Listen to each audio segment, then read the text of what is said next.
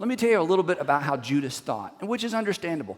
Judas had Old Testament expectations. And here's what I mean by that. The Old Testament taught that one day God was going to send the Jews a Messiah, a Savior. And the Jews thought this would be a military leader, a political leader, in their context, somebody who would throw off Roman rule and return Israel to the days of David and Solomon, the golden age of Israel. And as Judas watched Jesus, Jesus had a lot of the characteristics of a Messiah. Jesus had a lot of the characteristics that were predicted in the Old Testament. But there were a few exceptions. One of the exceptions was Jesus didn't hate the Romans. And they kept trying to stir up animosity between Jesus and the Romans. And Jesus, he just didn't hate the Romans. The other problem was Jesus was always in sort of a running gun battle with the religious leaders. And the people around Jesus knew if we are ever going to get a movement started, if we are ever going to rally Galilee and Judea and bring these areas together to throw the Romans out, we need the temple and we need the temple leaders. Jesus was a little too passive at times. And Jesus wouldn't save enough money. You got to have money to have a movement. And every time their war chest or their treasury began to grow, Jesus would just disperse funds and give money away. So he just didn't seem to have the energy. He didn't seem to have the focus. Judas began to lose patience. And finally something happened that was the final straw for Judas, and he just could not take it anymore. And interestingly enough, it was an extraordinary act of generosity. And it just sent Judas right over the edge. Now, this little piece of narrative takes place in a city or a little town, or actually it was a village called Bethany, about 1.5 miles outside of Jerusalem. It was like a suburb of Jerusalem in the first century over on the east side, about 1.5 miles away, and that's really important to know as the story progresses. So here's what happens. Matthew tells us.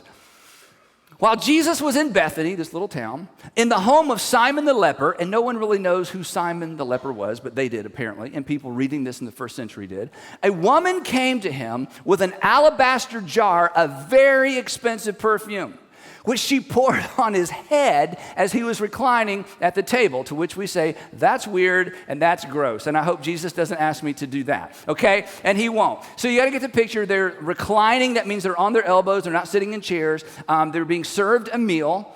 This woman walks in, and these alabaster bottles were sealed at the top to prevent evaporation. And the only way to open them, there's no lids like we have today. You actually had to break the neck of the container. And once the neck of the container was broken, you had to use everything that was in this container all at once. And so she began to pour this down the back of his hair and comb this through his hair. The aroma filled the room. The aroma probably poured out into the streets. Now, John, who was there, gives us a detail that Matthew doesn't. John tells us, get this, that this jar of perfume was worth about a year's wages. So let's think about that for a minute, and you'll understand the disciples' response. So the average median income in the United States of America right now is around $50,000. Well, let's cut it in half. Let's say this jar of perfume was only worth $25,000. Let's just say it was worth, let's $5,000. Okay, at some point it's still ridiculous, right? That you would take something worth $5,000 or $2,000 or heck, $1,000 and ruin it by pouring it over somebody's head when you could split it up into smaller vials and sell it and do something else with the money. Maybe give it to the poor. So you can understand there was just this in the room when she broke this vial open and began to use or waste all of this perfume on Jesus. So when his disciples saw this, they were indignant. Why this waste, they asked? This perfume could have been sold at a high price and the money given to the poor. Now, Jesus was at the end of the table and he saw this commotion. He realized what they were talking about, which is important for the rest of the story because Jesus always knew what everybody was talking about. Jesus answered questions before they were asked. Jesus answered questions at the heart level behind what was being asked. So Jesus knew what was going on. So aware of this, Jesus said to them, "Why are you bothering this woman? First of all, it's her perfume. She can do whatever she wants. She could pour it out on the ground. So it's none of your business what she does with her perfume. Secondly, why are you bothering this woman? She has done a beautiful thing to me. She has honored me. She has elevated my status. She, through this act, has shown how much respect she has for me. The poor," this is a famous verse, "the poor you will always have with you." And then he said something that if you're just reading the New Testament on your own, you may zip right by, but this was so disturbing to them. This was so emotional. "You will not always have me."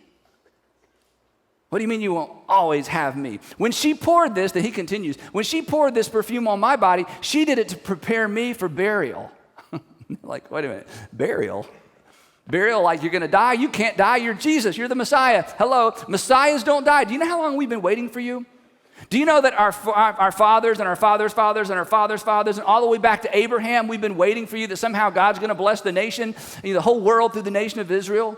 Do you realize that you're the person the prophet spoke of? Do you realize we have cast our lot with you? Do you realize that we are all in and that you can't die because you're the Messiah? So don't start talking about a funeral. You can't die. Besides, what good is a dead Messiah? But the real issue is, if you die, finish the sentence for me, what's going to happen to us? That's right. What's going to happen to us? As you go, we go. So don't start talking about you're going to die and be buried. Suddenly they forget all about the perfume, and this is all about what's going to happen to them. And then, this is the best part. Then Jesus says something that is so amazing. This is amazing. If you're not a Christian, this is amazing. If in English class in college somebody told you the Bible's just literature and you haven't gone back to the Bible since because they undermined the whole Bible in an English class, you need to pay attention. This is amazing. The next thing that comes out of Jesus' mouth should make you take the New Testament seriously. Are you ready for this? I need to know. Are you ready for this? Yes, this is like a big deal. Okay, you ready? I got everybody's attention? Listen to this. Truly I tell you, wherever this gospel, this story, because this wasn't a religious word then, this is just good news. It's a story, this tale, this thing. Truly I tell you, wherever this story, this gospel is preached throughout the world, okay, wait, Jesus, what are you talking about? I'm telling you, wherever this story, and they're like, what story?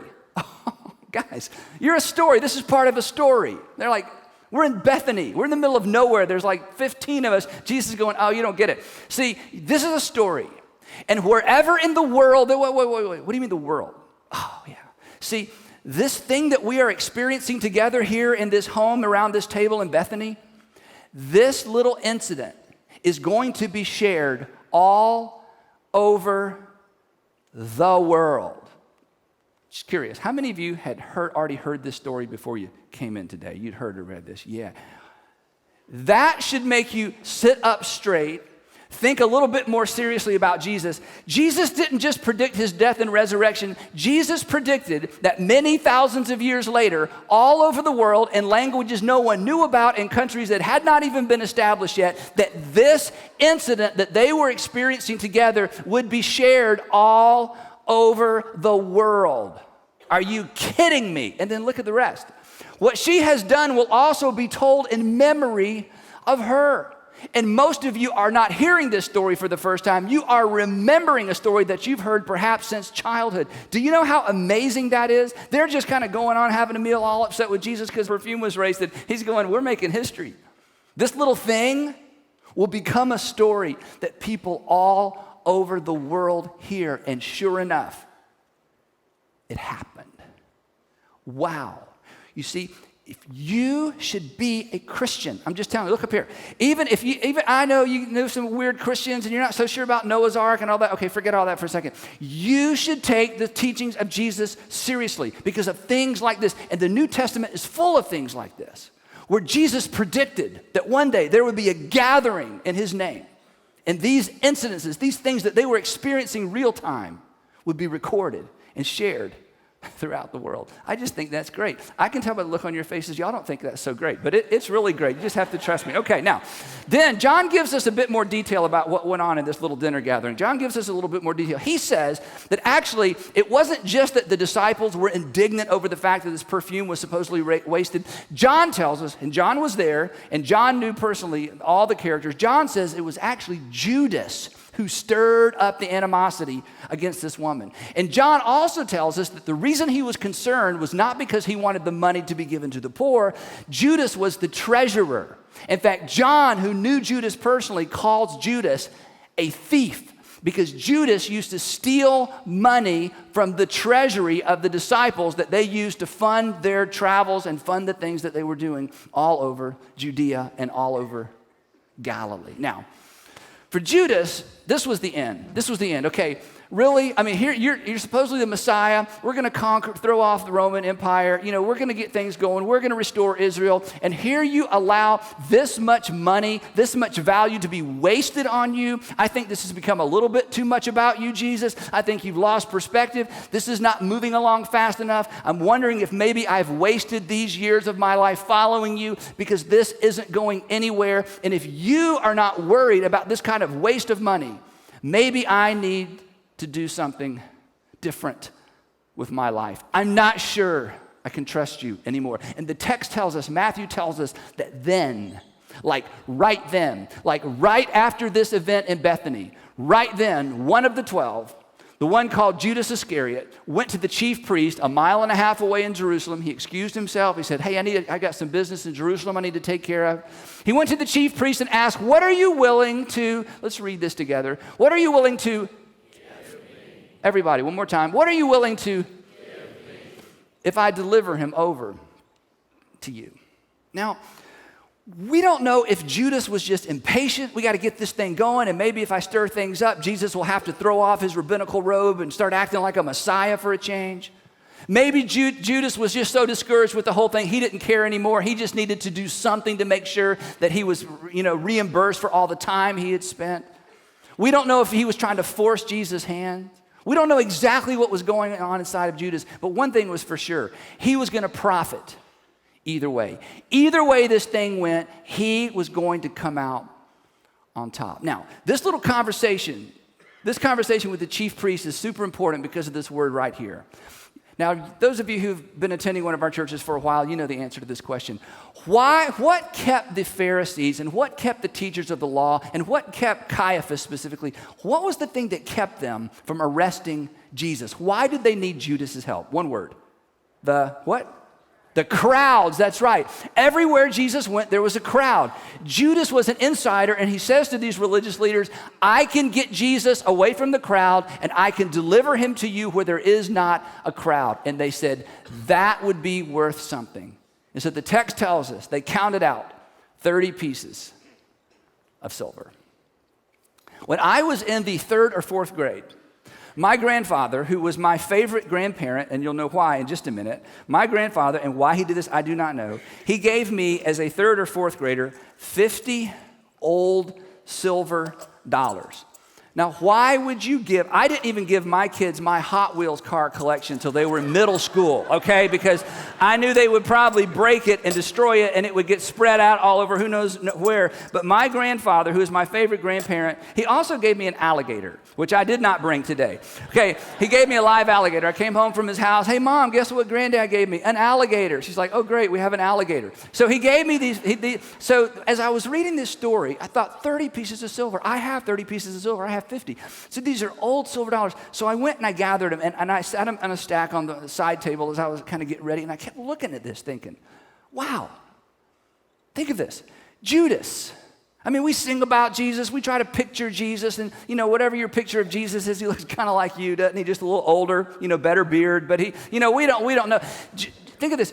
Judas was eyeball to eyeball Jesus. Judas rode on a boat with Jesus. Judas saw the miracles. I mean, Judas had meals. I mean, Judas was right there with Jesus, and he got so fed up because he couldn't get Jesus to do what he thought Jesus ought to do, that Judas sold him. He traded his relationship with Jesus. He traded his relationship with Jesus, and he traded in Jesus for 30 pieces of silver. And these silver dollars are substantially thicker and larger than the 30 pieces of silver that Judas used. And I looked at that and I thought, that for Jesus? That for a human life? People say that 30 pieces of silver, the silver that was used, was basically the price of a slave. And then I thought through my life, as some of you can think through yours, of all the things I have been tempted to trade in my relationship with Jesus for. And they begin to look basically like 30 pieces of old used silver in comparison. But look up here. But in the moment, Judas, in the moment, this felt like the thing to do. Because what in the world am I getting out of this after all? So, From then on, after he'd made this deal, from then on, Judas watched for an opportunity to hand him over. Now, this is when the music changes. This is when things get intense. This is when the drama begins to unfold. Because right after this little deal he did with the high priest, it was time for Passover. So on a Thursday afternoon or Thursday early in the day, Jesus sent some disciples into Jerusalem to find a place for them to have what would be their last Passover before his crucifixion together. Nobody knew about that. So they prepare for Passover. The sun begins to go down. The disciples and Jesus go into the city of Jerusalem. They gather in what's referred to as the upper room. And they began this time of talking together. And during this time, Jesus does the strangest thing. He takes off his rabbinical robe, his sign of authority, puts a towel around his waist, remember this, and washes the disciples' feet. And they are indignant again. It's like, you're not going to wash our feet. You're acting like a servant. You're not a servant. You're a Messiah. You're our rabbi. You're our teacher. And Jesus says, I'm doing this for you as an example because I want you to do this for everybody for the rest of your life. You think I'm a big deal? I'm washing your feet. When you start thinking you're a big deal, you start washing feet. Peter says, you're not going to wash my feet. And Jesus says, sit down and shut up. Oh, he didn't say that. I'm going to wash your feet. All right? You have to let me wash your feet. Then when he's finished, he puts his rabbinical robe back on. He says, now, what I've done for you, you're to do for other people. Now, for us, it's just a story. This was so disturbing to see their rabbi humble to the point of acting like a servant. And then as the conversation goes on, someone mentions, hey, after the meal, why don't we retire to the Garden of Gethsemane to pray? Now, we don't know if Jesus suggested that or if one of the disciples suggested that, but when Judas heard that, he thought, bingo, that's my opportunity. It'll be dark, it'll be late in the night, there won't be anyone around, there will be confusion, and this is the perfect time for me to deliver Jesus over to the high priest, to Caiaphas, and the temple guard. But he had a problem. And the problem was, how do I get out of this room to let them know to meet us in the Garden of Gethsemane? And imagine this. And as he's trying to figure this out with a smile on his face, playing along with everybody, Jesus says something that sent chills down his spine. Jesus announces to the whole room, very truly, I tell you, one of you is going to betray me. And Judas no doubt thought, oh no, what an idiot I am. How in the world did I think I was going to pull this off without him knowing? He knows everything. He knows the heart of man. He answers questions before they're answered. Good grief. He raised Lazarus from the dead. How in the world did I think I was going to be able to pull something off without him knowing? And Judas is assuming this is the end. Because Peter has been carrying that stupid sword around everywhere we go, like he's really going to use it on somebody. But this may be the reason he's been carrying that sword around, because I probably won't get out of here alive. And Judas is expecting any second for Jesus to turn and say, guys, Judas has planned to betray not just me, because he's not just betraying Jesus. He's about to betray all of us. He's about to hand all of us over to the temple authorities. And while the group is just in a little sense of chaos and panic ripples throughout the room as they're trying to decide, what is Jesus talking about and who's going to betray him? Jesus leans over to Judas and says, what you are about to do, do quickly. Yes, Judas, I know. Now don't miss this. Looking up here. But I'm not going to stop you. In fact, I've got your back. Now go. Wow. The text tells us, but no one at the meal understood why Jesus said this to him. And they assumed the best. They assumed that Jesus sent Judas on an errand into the city. And then, once Judas is gone, see, you should read the New Testament. Jesus says the strangest thing. When he was gone, when Judas was gone, Jesus said, now, in this moment, now the Son of Man is glorified and God is glorified in him. In other words, everything is working out exactly as planned. A reminder to us that God's hand cannot be forced and God's will cannot be thwarted. God's hand can't. Judas, you're not going to force God's hand. And Judas, you're not going to thwart God's will. Now, again, we're kind of reading between the lines. We don't know exactly what Judas was thinking, but here's one thing we do know he thought. He thought for sure there's no way this is going to escalate out of control. I mean, the temple guard will arrest him. He'll be carried into Caiaphas. They're going to ask him questions. He's going to answer their questions. Perhaps they'll punish him. Perhaps they'll arrest him. Perhaps they'll put him in jail. Perhaps they'll exile him. We don't know, but I've got my 30 pieces of silver, and Jesus can figure it out for himself because he's Jesus, and after all, I'm not sure they're going to be able to hold him anyway. But when Judas found out that Caiaphas had gone to Pilate, and when Judas found out that Caiaphas had actually handed and delivered Jesus over to Pilate, Judas was smart enough to know that there was only one reason that Jesus would be handed to Pilate, and that was for a death sentence.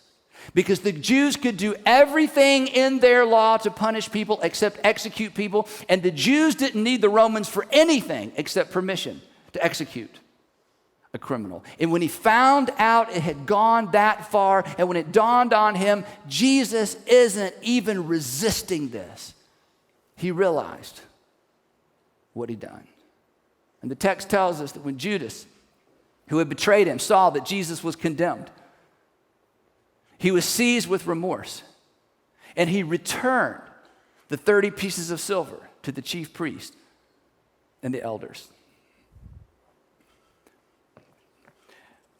What was of extraordinary value in 1 minute had no value the next.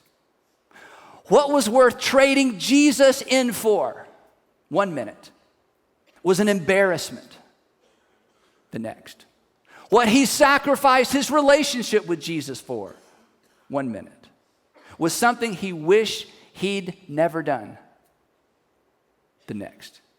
And that, my friends, is where perhaps some of us are living today. As I said last week, your greatest regrets, my greatest regrets, are associated with an attempt to hang on to something, to prop something up that isn't even a part of my life anymore. Judas' greatest regret was his attempt to force God's hand.